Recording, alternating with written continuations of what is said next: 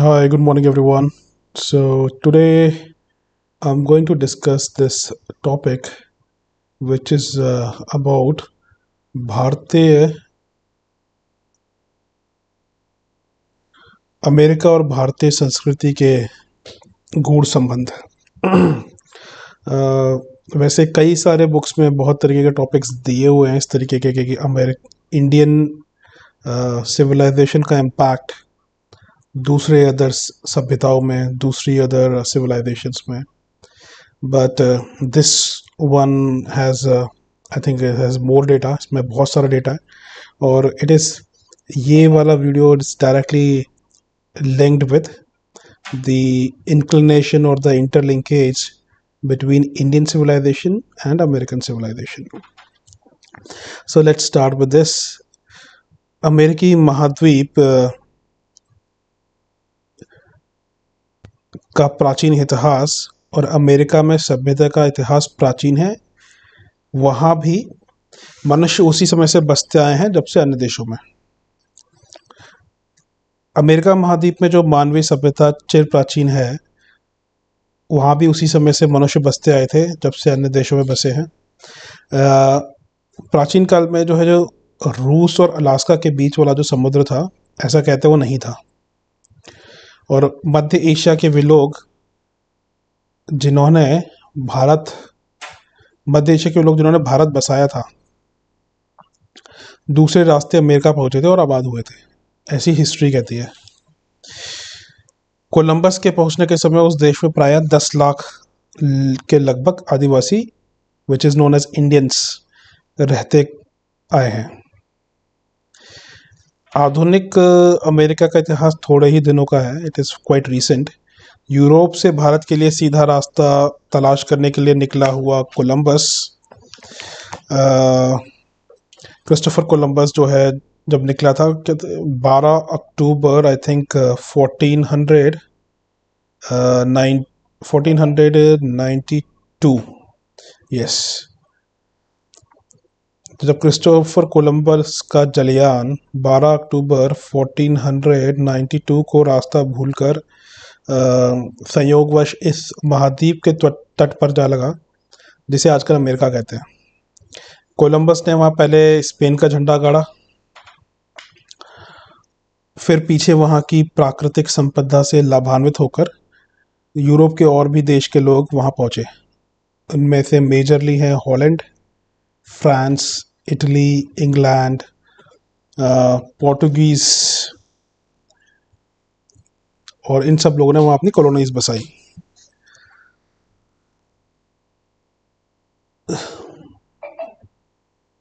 जब यूरोपियन लोग अमेरिका महाद्वीप पे पहुंचे थे, तब वहाँ का भूखंड सर्वथा जल शून्य था।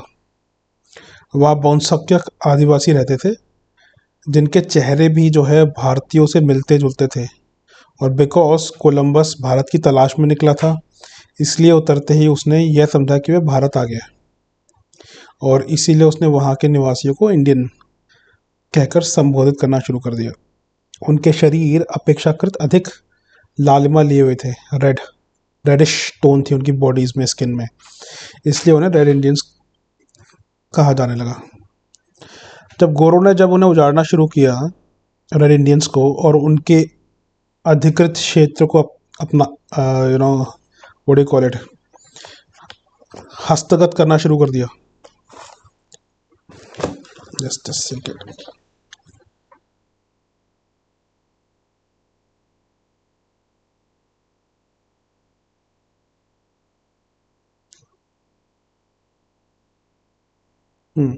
गोरों ने जब उन्हें उजाड़ना शुरू किया और उनके अधिकृत क्षेत्र को हथियाया, तो रेड इंडियंस ने भी रिवर्ट बैक किया, पुश बैक दिया।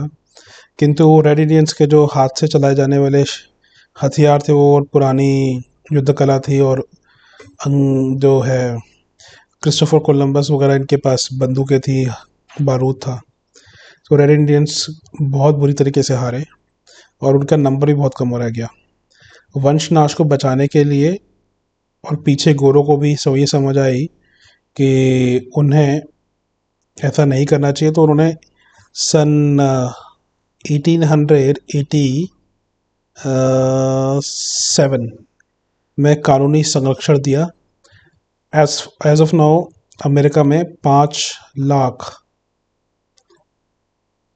रेड इंडियंस रहते हैं। उनकी बस्तियां कैलिफोर्निया, एरिजोना, न्यू मैक्सिको में मिलती है। रेड इंडियंस के 2 कबीले थे, होपी और हुजा। ये होपी और हुजा जो थे ये भी शाकाहारी थे। भारतीयों की तरह वे भी अहिंसा अहिंसा पर विश्वास करते थे, वनस्पति और अन्न पर गुजारा करते थे और अपने को देवता की संतान मानते थे। इनकी शांत और सरल प्रकृति को देखते हुए उनकी धर्म प्रकृति में भारतीय आचार्य की अभी भी झांकी देखी जा सकती है। एक और बात इम्पोर्टेंट है कि कहा जाता है कि यूरोपियनों के पहुंचने से पूर्व अमेरिका वीरान पड़ा था। उन्होंने जाकर उसे बसाया और सुसंस्कृत बनाया, पर ऐसी बात है नहीं। स्पेनिश सैनिक और अधिकारी जब मैक्सिको पहुंचे तो वहां भी उन्होंने ऐसे ही एंड्रीज सभ्यता के प्रमाण में मिले। पुरातत्ववेताओं ने ग्वाटेमाला में माया सभ्यता के अवशेष पाए और युग्जाक्टन नगरी में ऐसे अवशेष देखे जो वहां ईसा की प्रथम शताब्दी में एक समुन्नत सभ्यता का परिचय देते थे। यह खोजबीन जारी रही। उस देश में बिखरे हुए अनेक अवशेष खोजे गए तो स्पष्ट हुआ कि वहां ईसा से 1000 वर्ष पूर्व भी सुयोग्य और साधन संपन्न मनुष्यों की बस्तियां मौजूद थीं। सुयोग्य और साधन संपन्न मनुष्यों की बस्तियां मौजूद थीं। Colombia, Ecuador, Peru, Bolivia, Chile आदि में जो प्रमाण मिलते हैं उनसे यह पता चलता है कि यह देश सर्वथा सदा से वीरान नहीं रहा है। किसी समय उस देश की स्थिति सुविकसित देशों जैसी ही थी। वहाँ माया, कुजका, एंड्रीज सभ्यताओं के समुन्नत लोग निवास करते थे। शोध प्रयत्नों से स्पष्ट होता है कि माया सभ्यता के लोगों को गणित का अच्छा ज्ञान था। उनका अपना पंचांग था।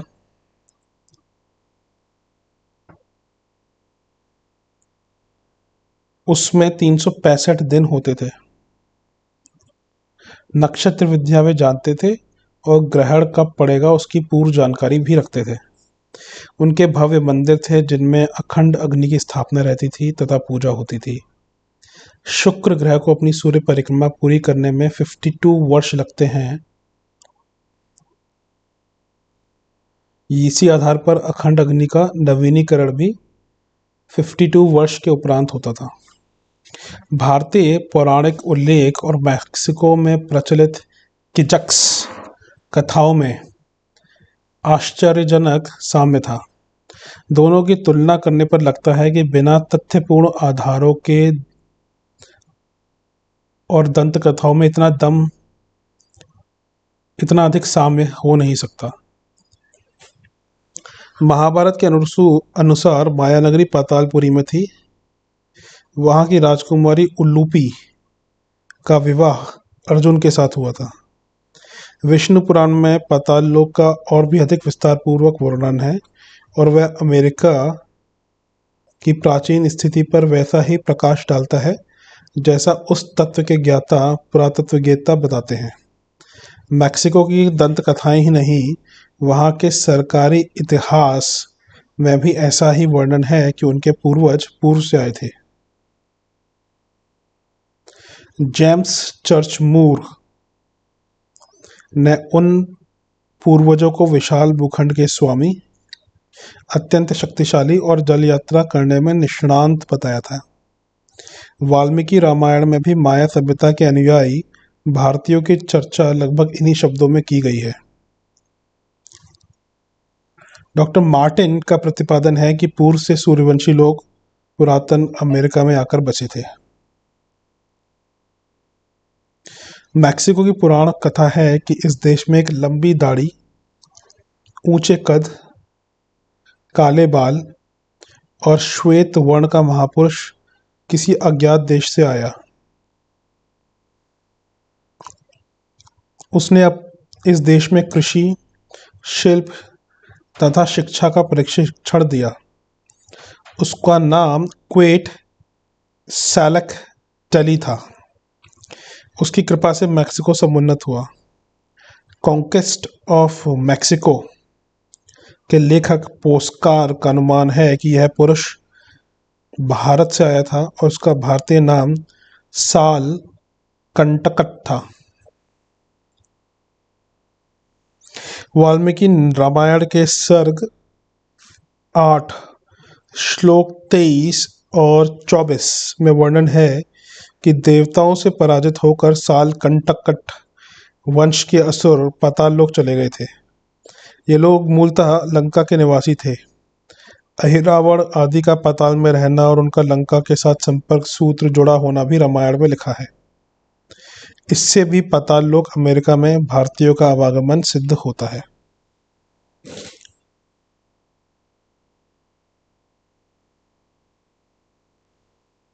देवराज विष्णु का सामना ना कर सकने पर पराजित असुर लंका से पाताल लोक सपरिवार चले गए। साल कंटकट वंश के असुरों ने अपना निवास वहीं बनाया। मैक्सिको के निवासियों की प्राचीन सभ्यता मय कहलाती है। इसके विभिन्न पक्षों का पर्यवेक्षण करने पर उसके साथ भारतीय सभ्यता का असाधारण साम्य दृष्टिगोचर होता है।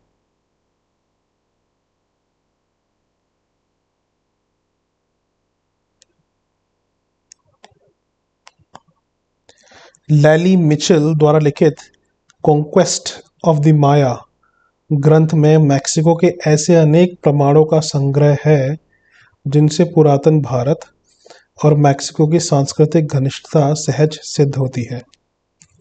मैक्सिको के प्राचीन मंदिर कोपन की दीवारों पर हाथी पर सवार महावत के भित्त चित्र में भारतीय चित्रकला की अमिट छाप है। निकल में मुंडधारी शिव की प्रतिमा एक भव्य वेदी पर प्रतिष्ठित मिलती है। अनंत वासुकी और तक्षक सर्प देवताओं की प्रतिमाएं मंदिरों के स्तंभों पर खुदी मिली है। क्विरिग्वा में मिली मिट्टी की प्राचीन प्रतिमाओं में भारतीय शिल्प देखा जा सकता है। मंदिर में भित्ति चित्रों पर सोने का काम हुआ है। जिस काल के मंदिर हैं उस समय सोना केवल देवताओं के लिए ही भारत में प्रचलित हुआ था, अन्यत्र ना तो वह उपलब्ध था और न उसका प्रयोग होता था। स्वर्ण खचित मैक्सिको के भित्त चित्रों की कला उस देश के साथ भारत की घनिष्ठता का प्रमाण देती है। मय सभ्यता में गणेश, इंद्र और हनुमान की देव पूजा प्रचलित थी। मृतकों का दाह संस्कार होता था। श्राद्ध तर्पण का प्रचलन था। धार्मिक और दार्शनिक मान्यताएं भी भारत से मिलती जुलती थी। इस प्रकार के अनेक प्रमाण भारत और मैक्सिको के बीच आवागमन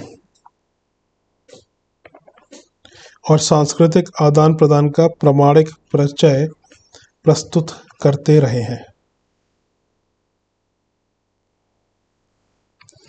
मैक्सिको के सरकारी इतिहास ग्रंथ में उल्लेख है कि उस देश में माया सभ्यता पर प्रकाश डालने वाला किसी समय प्रचुर साहित्य उपलब्ध था, लेकिन उसे ईसाई बिशप डियागो ने होली की तरह जलवा दिया। किसी प्रकार 3 पुस्तकें बच गई थी, जिनमें से एक पेरिस में, एक मैड्रिड में और तीसरी ड्रेसडन में सुरक्षित है। शोधकर्ताओं ने यह स्वीकार किया है कि माया और इंका सभ्यताओं के समय यहाँ के निवासी नापतोल शासन व्यवस्था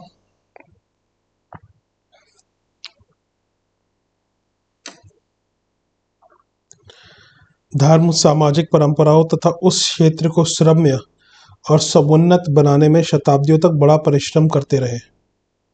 समय के किस कुचक्र ने उन्हें क्यों और कैसे विनाश के गर्त में धकेल दिया, इस संबंध में कुछ अधिकृत रूप से नहीं कहा जा सकता।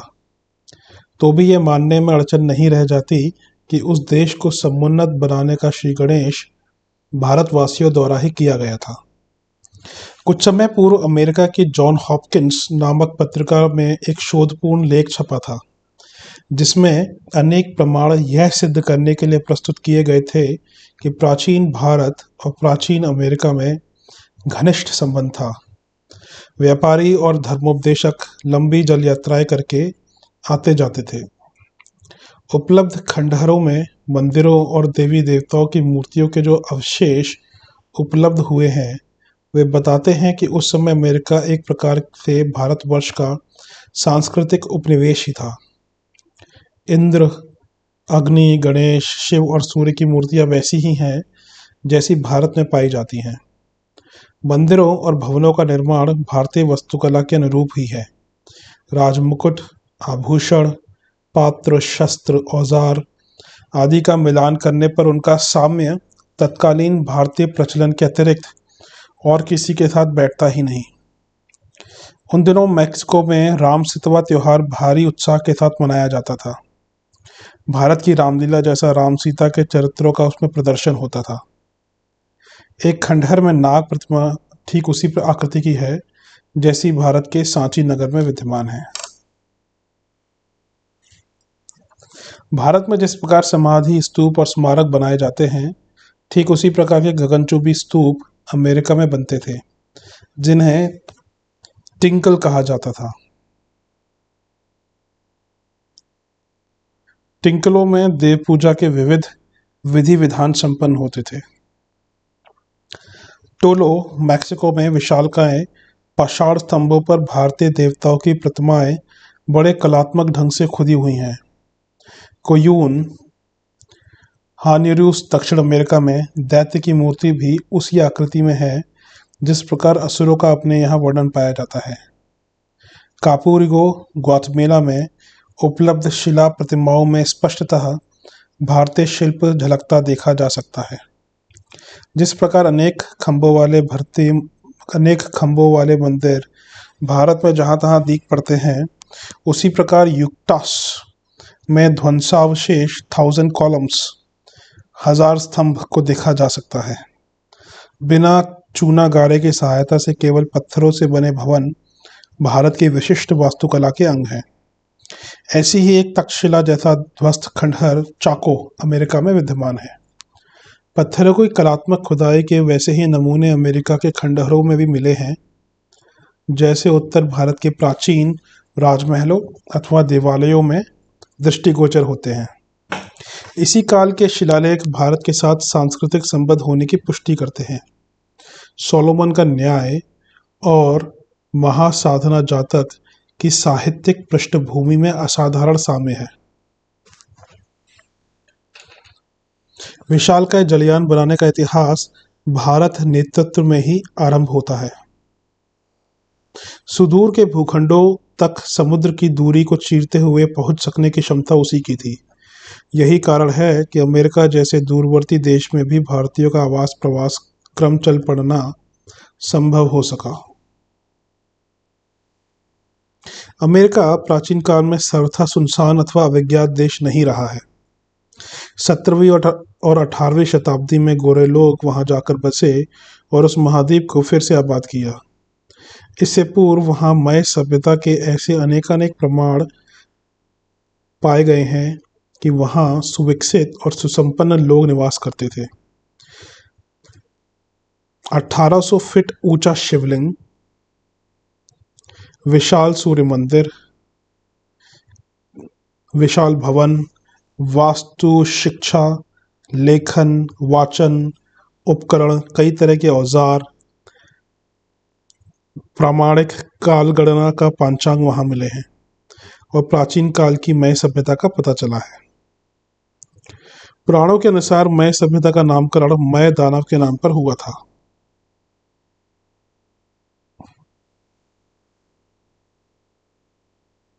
जो देवों से युद्ध में हारकर पाताल लोक चला गया था। पृथ्वी का गोलार्ध देखने से स्पष्ट हो जाता है कि अमेरिका भारत के ठीक पीछे या नीचे है। पाताल अर्थात नीचे का लोक, इसे नागलोक भी कहते हैं। इस क्षेत्र के निवासी नागवंशी थे, इसी से इसका नाम नागलोक पड़ा।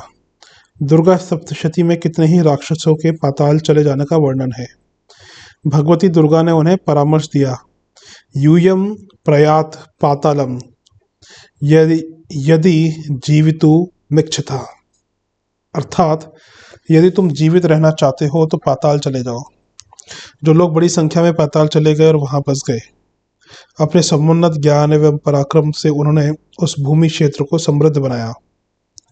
लाखों वर्षों में पृथ्वी का मानचित्र बहुत बदलता रहा है। आज जहाँ समुद्र है वहाँ कभी थल था। इस समय जो भूभाग दिखाई पड़ते हैं वे कभी अथाह जलराशि के गर्त में डूबे हुए थे।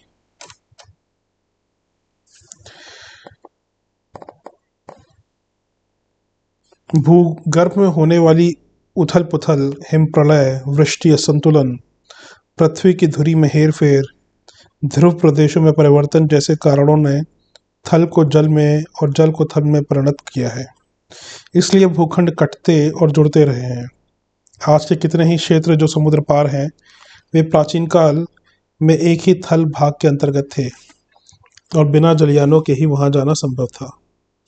इसके अतिरिक्त नौकायान की कला भी अति प्राचीन काल से ही मनुष्यों द्वारा प्रयुक्त होती आई है। उस समय के दुस्साहसी लोग लंबी समुद्र यात्राएं करने में अपने पुरुषार्थ का परिचय देते रहे हैं। इसलिए संदेह के लिए गुंजाइश नहीं रह जाती कि जो देश आज समुद्र पार हैं वहां भारतीय सभ्यता किस प्रकार पहुंच पाई होगी। वस्तुतः वैसी कठिनाई थी नहीं और सुदूर देशों का यातायात उन दिनों के साधनों से भी भली प्रकार संपन्न हो जाता था। अब से 200 वर्ष पूर्व तुर्की नौसेना के अध्यक्ष पीरी का बहुत सा सामान तोपकापी के राजभवन में मिला था।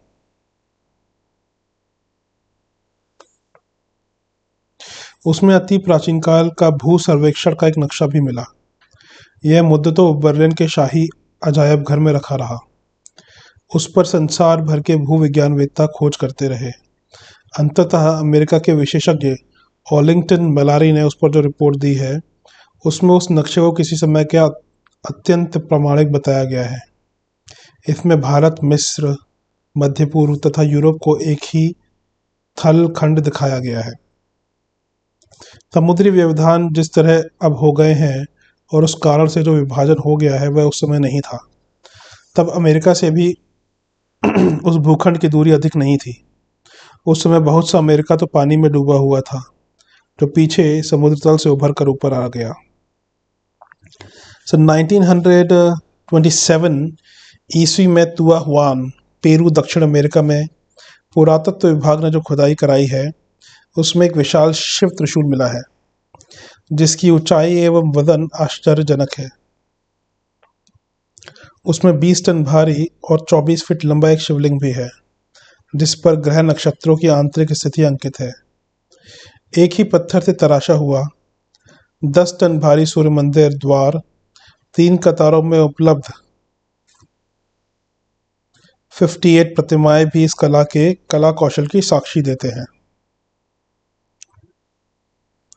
शोधकर्ता एच.एस. वेलामी और पी. एलान ने उस सामग्री पर एक शोध पुस्तक प्रकाशित की है जिसमें सिद्ध किया गया है कि यह सामग्री अब से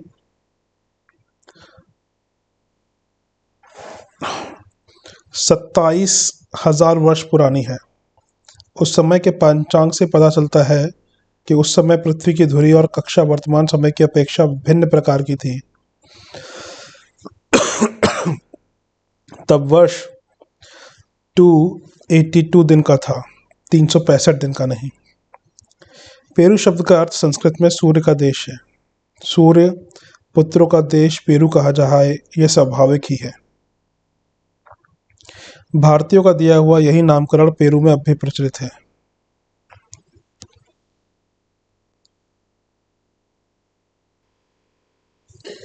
अमेरिका से 2400 मील दूर हवाई द्वीप समूह पर आज अमेरिका का शासन है।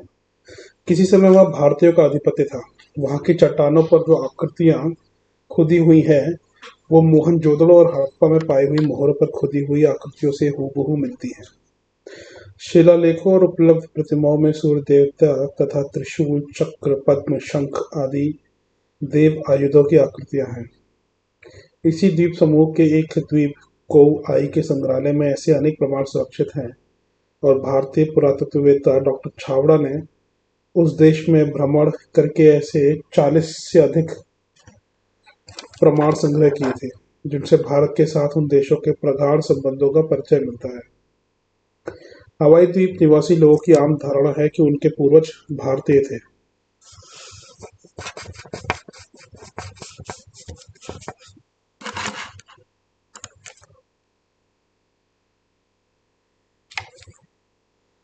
उनकी मुखाकृतियां स्पष्टतः भारतीयों से ही मिलती हैं।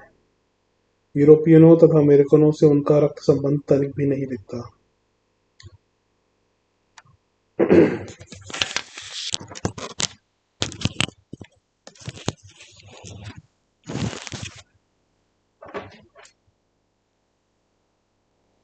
यों अब वहाँ पाश्चात्य सभ्यता का ही बोलबाला है।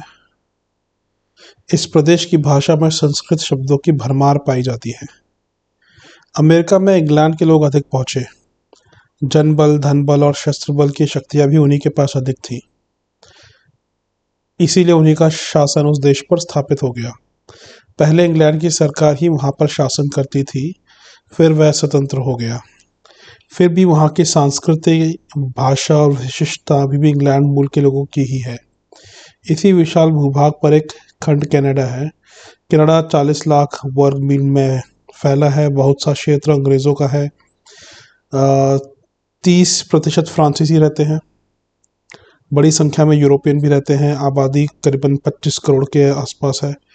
कनाडा में भी आदिवासी बसे हुए हैं। उन्हें भारतीय मूल का माना जाता है। संयुक्त राज्य अमेरिका में उन्हें रेड इंडियंस कहा जाता है, किंतु कनाडा के मूल निवासी इंडियन शब्द से ही संबोधित किए जाता है। उनके साथ रेड का विशेषण नहीं लगाया जाता।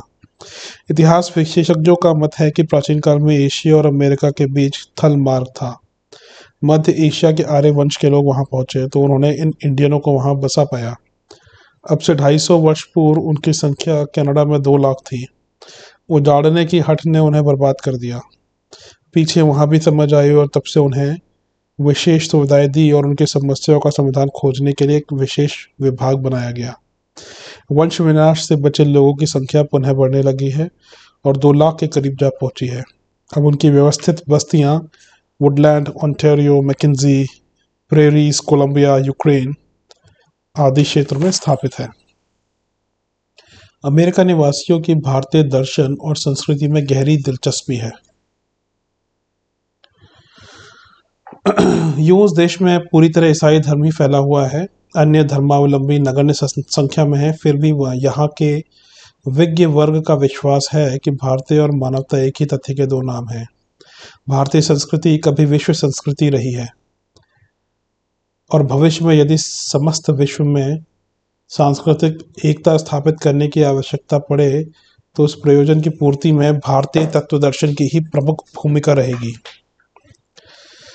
उसमें वे सभी बीज मौजूद है जिनके आधार पर मानवीय एकता और महानता का परिपोषण हो सके। भूतकाल में विश्व की अनुपम अनुदान देने वाली और मानवीय उत्कर्ष में असाधारण योगदान देने वाली भारतीय संस्कृति को अमेरिका में बहुत श्रद्धा और गंभीरता से समझने का प्रयत्न किया जाता है, ताकि प्रगति और शांति के लिए भविष्य में भी उन तथ्यों का उपयोग किया जा सके।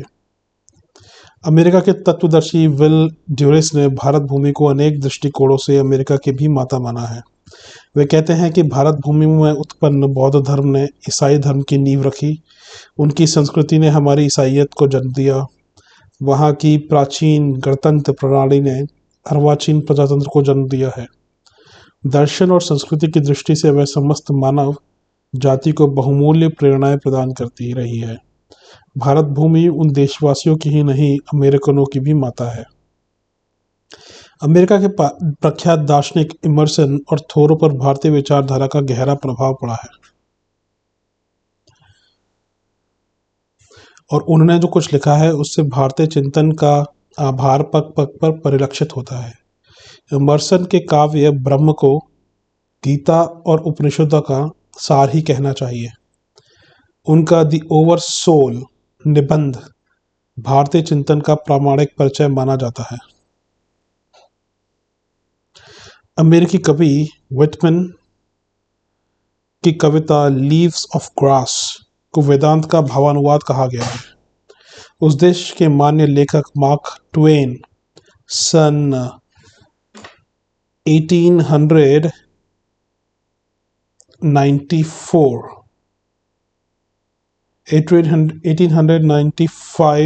में भारत भ्रमण के लिए आए थे। लौटने पर उन्होंने अपने भ्रमण वृतांत फ्लाइंग द इक्वेयर नामक पुस्तक के रूप में छपाया है। इसमें उन्होंने भारतीय दर्शन और आध्यात्मिक चिंतन की गरिमा पर गहरा प्रकाश डाला है। अमेरिका के अर्वाचीन लेखक और कवि टी.एस. एलियट की रचनाओं और कविताओं में उपनिषदों के संदर्भ भरे पड़े हैं। कैलिफोर्निया में क्रिस्टकर इशरवुड ने गीता के समस्त श्लोकों का अंग्रेजी पद्यों में अनुवाद किया है। इतना ही नहीं, वे भारतीय योग पद्धति से साधारण जीवन में भी बिताते रहे हैं। अंग्रेजी का एक लोकप्रिय उपन्यास रेजर्स एज कठोपनिषद के शूरस्य धारा निशिता दुरत्यया श्लोक के प्रथम शब्द शूरस्य धारा पर इसका नामकरण किया गया है। शूरस्य का अर्थ रेजर स्पष्ट है। यह उपन्यास अमेरिका में इतना लोकप्रिय हुआ कि इसकी 30 लाख प्रतियां हाथों हाथ बिक गई। इसी परंपरा में हरमन मेलाविन और एमोस ब्रोनसन अल्कोट नाम के नाम आते हैं, जिन्होंने भारतीय दर्शन को गहराई तक समझने में अपने जीवन का अधिकांश भाग समर्पित कर दिया और जो पाया उसे बड़ी सुंदरता के साथ जनसाधारण तक पहुंचाने का प्रयत्न किया। महाकवि वॉल्ट विटमैन की दी कॉटलस पढ़ने से वे अमेरिकी नहीं वरन भक्ति भावनाओं से ओतप्रोत कोई संत प्रतीत होते हैं। हार्वर्ड विश्वविद्यालय से अब तक प्राच्य ग्रंथमाला के अंतर्गत 40 से अधिक ग्रंथ प्रकाशित हुए हैं। इनकी पाठ्य सामग्री में विशेषतया भारतीय धर्म, अध्यात्म तथा दर्शन का ही प्रमुख रूप से उल्लेख है। येल की पुस्तक हिंदू पैथिज्म सामान्य पाठक को संक्षेप में हिंदू धर्म की अच्छी जानकारी करा देती है। Ralph Waldo Emerson, Henry David Thoreau जैसे विद्वानों ने न केवल जनता को भारतीय दर्शन से परिचित कराया वरन स्वयं अपने आचार व्यवहार को उसी ढांचे में ढालने का सफल प्रयत्न किया। उनके विचारों पर भारतीय चिंतन की गहरी छाप थी। उन्होंने अपनी लेखनी और करनी से जो कुछ कहा है उसे तत्वतः भारतीय दर्शन का अपने ढंग से किया हुआ प्रचार कहा जाए तो उसमें कुछ भी अत्युक्ति न होगी। उन्होंने अमेरिकी जनता के मन में भारतीय दर्शन के प्रति गहरी श्रद्धा जमाने और अभिरुचि उत्पन्न करने की महत्वपूर्ण भूमिका प्रस्तुत की है। अमेरिका के संस्कृतज्ञ उद्भट विद्वान मॉरिस ब्लूमफील्ड एवं बाल्टीमोर ने वेद चेतना पर एक शोधपूर्ण ग्रंथ लिखा है जो हार्वर्ड ओरिएंटल सीरीज के अंतर्गत छपा है। इसके लेखन, संपादन और प्रकाशन में 14 वर्ष लगे हैं और प्रचुर धन खर्च हुआ है। इस ग्रंथ में वेदों के महत्वपूर्ण और जटिल प्रमाणों का सरलता एवं प्रामाणिकता के साथ प्रस्तुतिकरण किया गया है। यो इस विषय पर इससे पूर्व वॉन थियोडोर बर्ग, जॉर्ज वुडलर आदि विद्वान कलम उठाते रहे हैं, पर वैदिक कॉन्कोर्डेंस ने बिखरी जानकारियों को एक सूत्र में पिरो देने और जनसाधारण के वेदों की पृष्ठभूमि बता देने में अनोखी सफलता प्राप्त की है। जर्मन विद्वान मैक्स म्यूलर ने अपनी पुस्तक the secret book of east प्रकाशित कराई तो पाश्चात्य जगत को भारत की महान संस्कृति एवं दार्शनिक पृष्ठभूमि का पता चला सा। इसके बाद दूसरी पुस्तक Introduction to the Science of Religion छपी। इन्हीं दिनों जेम्स फ्रीमैन क्लार्क की 10 ग्रेट रिलीजन्स छपी। इन पुस्तकों का समस्त यूरोप, विशेषतः अमेरिका में जोरों का स्वागत हुआ। तब तक भारतीय दर्शन को रूढ़िवादी पुरातनपंथी मात्र समझा जाता था। इन पुस्तकों ने लोगों की आंखें खोल दी। क्लार्क अमेरिकी थे। उनकी पुस्तक इतनी लोकप्रिय हुई कि थोड़े ही समय में उसके 23 संस्करण बिक गए। भारतीय धर्म और दर्शन की खोज के लिए अमेरिकी उत्साह और भी आगे बढ़ा और आत्मिक ज्ञान पिपासा पर गहरा प्रकाश डालने वाले ग्रंथ एक के बाद एक प्रकाशित होते चले गए। एडवर्ड हेल की द एज ऑफ फेबल्स एवं Oriental Religion and their relations to Universal Religion नाम की पुस्तकें छपी। हिंदू धर्म और बौद्ध धर्म के संबंध में जानकारी देने वाली उपयुक्त पुस्तक द एज ऑफ फेबल उस देश के ज्ञान पिपासियों में बहुत लोकप्रिय है। एल्बिन ऑनरोल्ड के लाइट ऑफ एशिया में भारत के स्वर्णिम अतीत का अच्छा वर्णन है।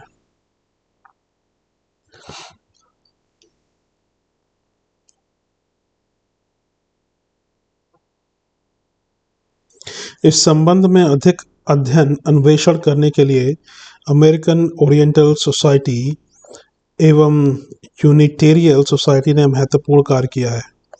उनके प्रयास से उस देश के प्रबुद्ध वर्ग ने भारतीय दर्शन की गरिमा अच्छी तरह जानने और उससे प्रकाश ग्रहण करने का अवसर प्राप्त किया है। इस प्रयास में संलग्न विद्वान एल्ब्रिज सेल्सबरी, विलियम व्हिटनी, एल टू येल का नाम विशेष रूप से स्मरणीय है। अमेरिका और भारत के प्राचीन एवं अर्वाचीन संबंधों पर प्रकाश डालने वाली पुस्तकों में से कुछ निम्नलिखित हैं।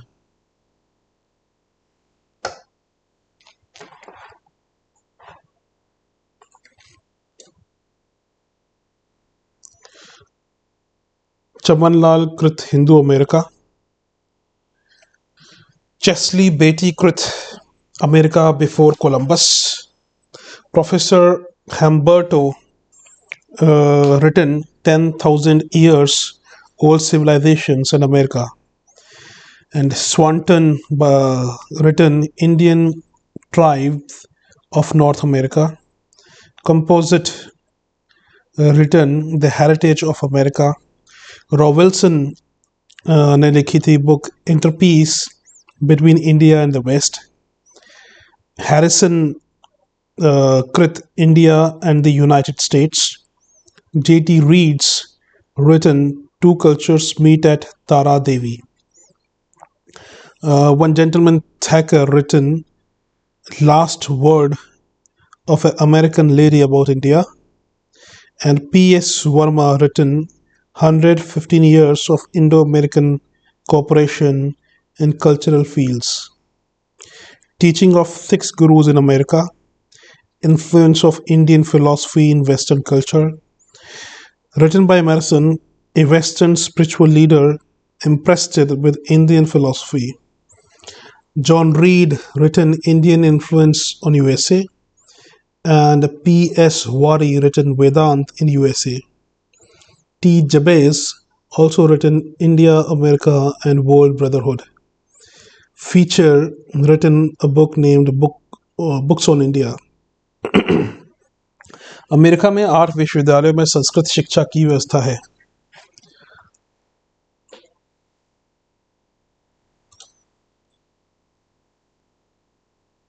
येले, Harvard, Columbia, Pennsylvania, Johns Hopkins, Chicago, Princeton, California में संस्कृत शिक्षा पहले से ही दी जाती है। अब अन्य शिक्षा संस्थानों में भी इसका प्रचलन हो रहा है।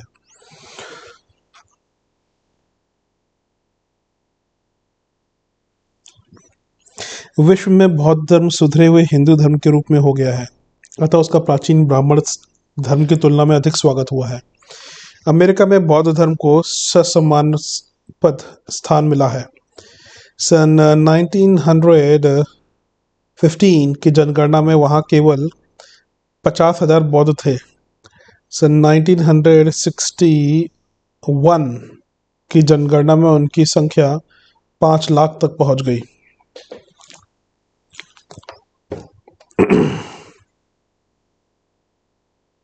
हवाई द्वीप समूह में बौद्ध धर्मानुयायी बहुत बड़ी संख्या में रहते हैं।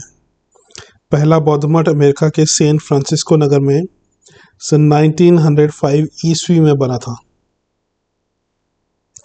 अब उस देश में 54 मठ और 70 स्थवर हैं। फ्रेंड्स ऑफ बुद्धिज्म सोसाइटी इस दिशा में सराहनीय काम कर रही है।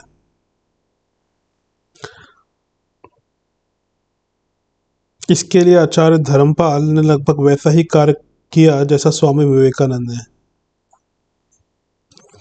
थियोसोफिकल सोसाइटी के संस्थापक कर्नल ओलकट अमेरिकी थे। उन्होंने सन 1880 ईस्वी में लंका जाकर बौद्ध धर्म की दीक्षा ली थी। मैडम ब्लेवेट्स्की, एनी बेसेंट आदि की सहायता से उन्होंने संसार में थियोसॉफी का प्रसार किया। कहना ना होगा कि इस दर्शन में 70% और 80% हिंदू धर्म की मान्यताओं का ही समावेश है।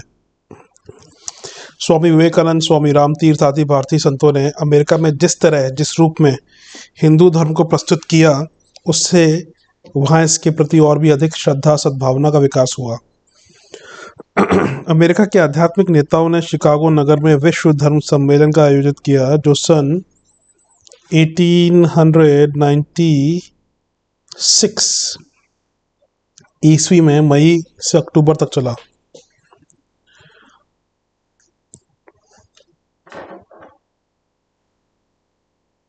नो 1893 ईस्वी में मई से अक्टूबर तक चला। इस पे भारत के प्रतिनिधि के रूप में स्वामी विवेकानंद और अन्य कई विद्वान पहुंचे। इसके बाद स्वामी जी ने घूम घूम कर कई संस्थाओं में भाषण दिए और भारतीय तत्वज्ञान की जीवन में कितनी आवश्यकता है इस तथ्य का परिचय कराया। तत्कालीन पत्रों ने स्वामी जी के विचारों का भरसक प्रसार किया और उनके प्रतिपादन को एक स्वर से सराहा। स्वामी विवेकानंद द्वारा स्थित वेदांत आंदोलन का आरंभ न्यूयॉर्क से हुआ था। अब तक वह बहुत व्यापक बन चुका है। उसका संचालन 10 समर्थ केंद्रों द्वारा होता है। ये केंद्र Boston, Providence, San Francisco, Portland, Chicago,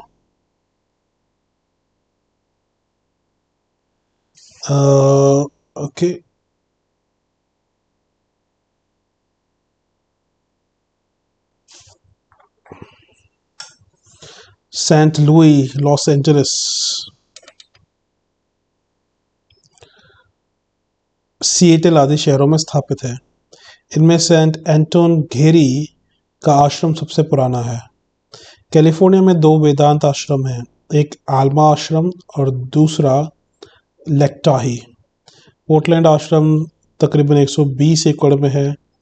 New York में रामकृष्ण विवेकानंद केंद्रों ने एक नया आश्रम 1000 पार्क्स विवेकानंद कुटीर के नाम से खोला है। इन केंद्रों में कितने ही हिंदू मिशनरी रहते हैं और प्रचार कार्य करते हैं। वेदांत धर्म का प्रतिपादन करने वाला छोटा बड़ा अंग्रेजी साहित्य भी इन केंद्रों से प्रकाशित होता है। इन केंद्रों को अमेरिकी जनता ने प्रचुर साधन प्रदान किए हैं। प्रभावित, संबंधित और सहयोगी लोगों में उच्च कोटि के बुद्धिजीवी, कलाकार एवं प्रभावशाली लोगों की बहुत बड़ी संख्या है। स्वामी विवेकानंद के पश्चात स्वामी रामतीर्थ ने अमेरिकी जनता को हिंदू दर्शन के बारे में महत्वपूर्ण जानकारी दी और प्रबुद्ध वर्ग की गहरी दिलचस्पी पैदा की। वे सन 1902 ईस्वी में जापान के विश्व धर्म सम्मेलन में भाग लेने के उपरांत अमेरिका पहुंचे, तो वो इस देश में लगभग 2 वर्ष रहे। इस अवधि में उन्होंने वहां की जनता पर जो छाप छोड़ी वह चिरकाल तक अविस्मरणीय मानी जाती रहेगी। वहां के पत्रों ने उन्हें जागृत ईसा तक कहा है। So that concludes this description of America और भारतीय संस्कृति का connection. I hope you have enjoyed it. Thank you.